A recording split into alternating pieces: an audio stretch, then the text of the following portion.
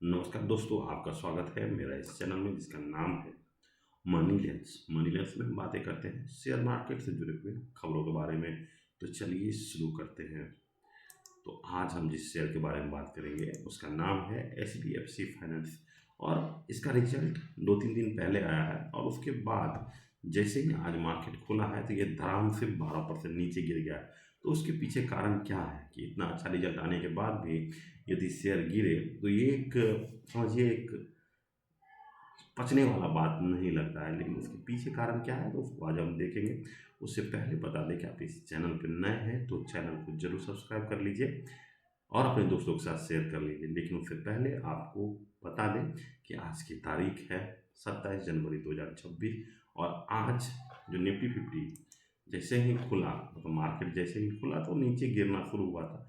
उसके बाद थोड़ा सा जिस तरह से समय बीतता गया, निफ्टी भी थोड़ा थोड़ा मजबूत होते चला गया है। लेकिन निफ्टी की मजबूत होने से आपके पोर्टफोलियो मजबूत नहीं हो सकते, क्योंकि हर किसी का पोर्टफोलियो जो है लगातार नीचे ही गिर रहा है। क्योंकि जो इंडेक्स का जो कंस्टिट्यूएंट है वो आपके पोर्टफोलियो के कंस्टिट्यूएंट से अलग है, इसलिए आपका पोर्टफोलियो अलग दिखता होगा, अलग दिख रहा होगा।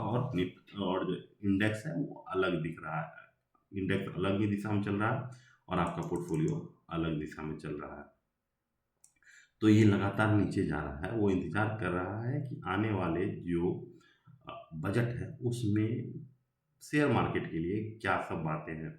क्योंकि जिस तरह से आप देख रहे होंगे कि रुपीज लगातार डिप्रिसिएट कर रहा है और फिलहाल 92 के पे जाने की कोशिश कर रहा है, 92 पे पहुंच ही गया है।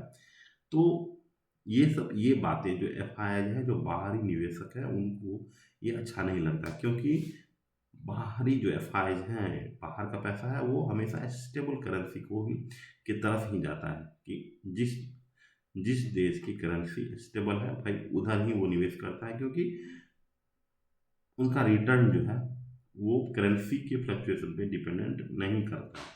अगर करेंसी स्टेबल है तो उसका रिटर्न अच्छा आता है। तो इसीलिए और लगातार जिस तरह से रुपये डिप्रिसिएट कर रहा है, इसीलिए देख रहा हूँ कि एफ हमारे देश से लगातार भागते जा रहे हैं। और उनको लाने के लिए ही ट्विटर या फिर बाकी सोशल मीडिया पे ऐसा मुहिम बनाया हुआ है कि हमारा जो लॉन्ग टर्म कैपिटल गेन है और शॉर्ट टर्म कैपिटल गेन है उसको कम किया जाए। क्योंकि इस बार जो का जो बजट है उसमें इंडियन गवर्नमेंट के लिए इस बार का जो शेयर मार्केट से जो पैसा फिलहाल, क्योंकि लोगों ने बनाया ही नहीं है तो उनको मिलेगा क्या। तो हमारे गवर्नमेंट को S T C long term capital gain और शॉर्ट टर्म कैपिटल गेन बहुत ही कम मिलने वाला है। इसीलिए लोगों का कहना है कि भाई आप इसको कम कीजिए कि जहाँ की बाहर का पैसा आएगा तब हमारा मार्केट यहाँ से ऊपर की तरफ जाएगा। तो अब देखने वाला बात है कि 1 फरवरी को जो हमारे निर्मला सीतारमन जो फाइनेंस मिनिस्टर हैं उनके द्वारा क्या घोषणा किया जाता है। क्योंकि एक चीज़ और भी बात जान लीजिए कि फिलहाल किसी भी राज्यों में चुनाव नहीं है। तो एक बात तो है कि लोक लुभावने जो योजनाएं हैं उनको फिलहाल इंडियन गवर्नमेंट नहीं लाने वाली है। और बहुत सारे जो इन्वेस्टर हैं वो सोच चुके हैं कि उनका बजट से विश्वास उठा हुआ है, मतलब कि बजट से उनको, मुझे नहीं लगता है कि उनसे कुछ बदलने वाला है।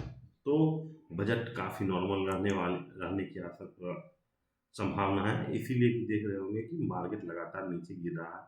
और अगर बजट अच्छा होता है तब फिर देखते हैं यहाँ से मार्केट चेंज करेगा। चलते हैं अब देखते हैं कि H D F C finance के बारे में क्या आखिर ये 12% क्यों गिरा है। इसका रिजल्ट थोड़ा सा देख लें कि रिजल्ट काफ़ी अच्छा आया हुआ है।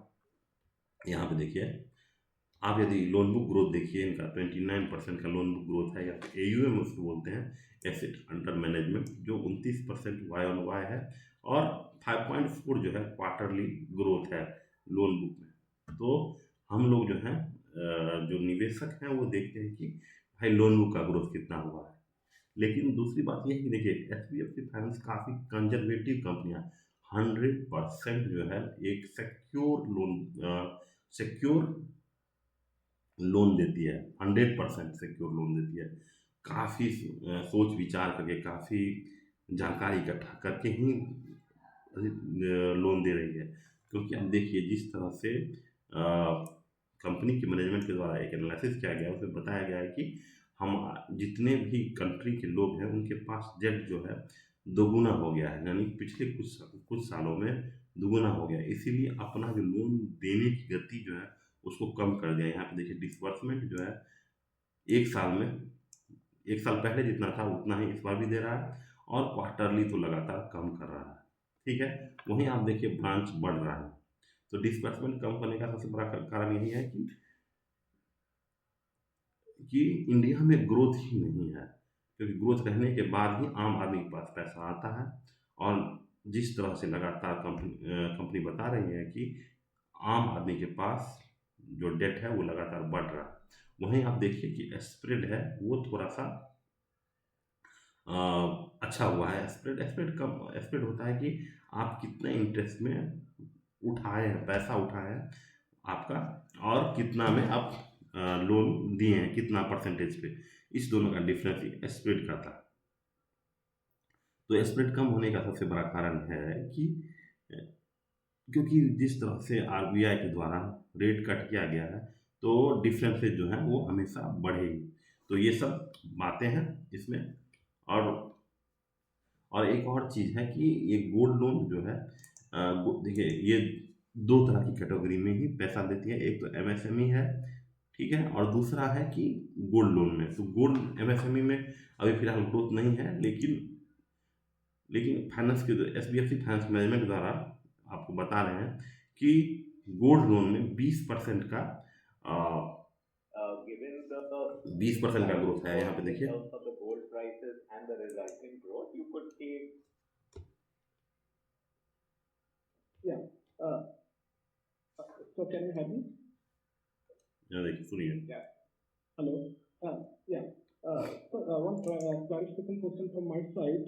Sir, you mentioned our gold loan mix can go up to 30% also. Loan mix on what? Gold. Gold. No. So what we said is that the gold loan currently is 19, 20 odd percent. देखिए gold loan जो है 90 से 20% से बढ़ा है। और जिस तरह से गोल्ड का प्राइस बढ़ रहा है, तो आने वाले समय में इनका जो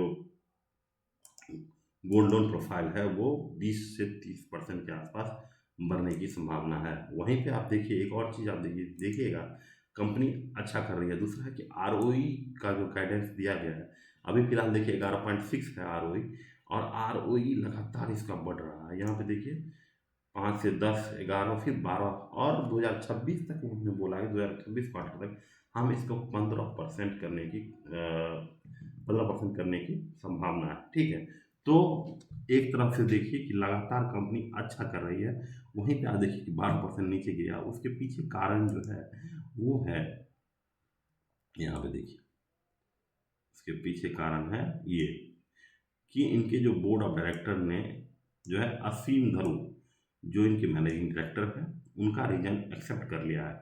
यानी कंपनी का मैनेजमेंट चेंज होने वाला। कंपनी का पिछले 2 साल से जो आईपीओ आया था, काफ़ी अच्छा परफॉर्मेंस रहा है कंपनी के द्वारा, क्योंकि 100% सिक्योर लोन है, लोन बुक है, तो ज़्यादा इनका एनपीए होता नहीं था। तो मैनेजमेंट चेंज हो रहा है, नया मैनेजमेंट का क्या फैसला होता है, किस तरह से कंपनी चलाती है, यही सब बातें जो है हमारे आम निवेशकों को समझ में नहीं आ रही है कि अभी आने वाले मैनेजमेंट किस तरह से होगा, उनका कंपनी के प्रति कैसा अप्रोच होगा। ये सब सोच के ही आज मार्केट थोड़ा सा गिरा है, थोड़ा सा कि 12% गिरा है। इसी सब के कारण मैनेजमेंट चेंज हुआ है, और नए मैनेजमेंट आने के बाद देखते हैं कि इस कंपनी की क्या स्थिति होती है।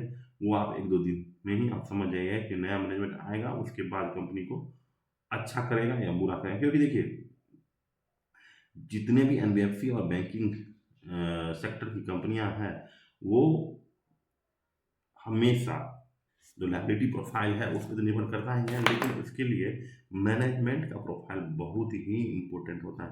जितना अच्छा मैनेजमेंट होगा वो कंपनी को उतना अच्छा लेके चला जाएगा। जिस तरह से आप देखे होंगे कि यस बैंक का देखिए उसका मैनेजमेंट खराब था। आईसीआईसी बैंक का जो चंदा कोचर वाला मामला हुआ था, उसमें मैनेजमेंट के कारण ही कंपनी जो है अच्छा नहीं कर पाया। तो ये एक अच्छा मैनेजमेंट अगर आती है तो यहाँ से शेयर फिर इसका अच्छा जाएगा, क्योंकि रिजल्ट अच्छा है और आने वाले समय का गाइडेंस भी बहुत अच्छा है। तो ये सब बातें तो हैं ही, आप देख लीजिएगा कि कंपनी कैसा करती है आने वाले समय में, और मैनेजमेंट में क्या सब बदलाव होती है, और इसको ट्रैक कीजिए। एक अच्छी कंपनी है। Thank you. Have a nice day. Channel को सब्सक्राइब कीजिए, लाइक कीजिए और शेयर कीजिए।